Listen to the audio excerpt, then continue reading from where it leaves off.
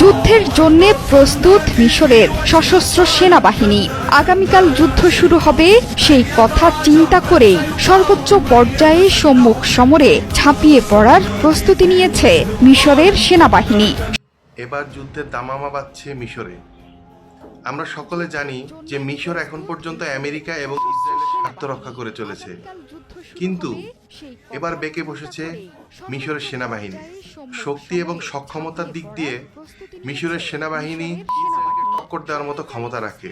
মিশরীয় রাজনীতিবিদদেরকে উপেক্ষা করে মিশরের সেনাবাহিনী বিরুদ্ধে এবং ফিলিস্তিনের পক্ষে যুদ্ধের জন্য সকল প্রস্তুতি গ্রহণ করছে এবং তাদের বর্ডারে ভারী অস্ত্রশস্ত্র মোতায়েন করছে। এখন অপেক্ষা শুধু যুদ্ধের। যে কোনো সময় মিশর এবং ইসরায়েলের মাঝে এই যুদ্ধটি সংগঠিত হতে যাচ্ছে। এই কথাটি বলেছেন মিশরের সর্বোচ্চ নিরাপত্তা বিশ্লেষক, একজন ব্রিগেডিয়ার জেনারেল।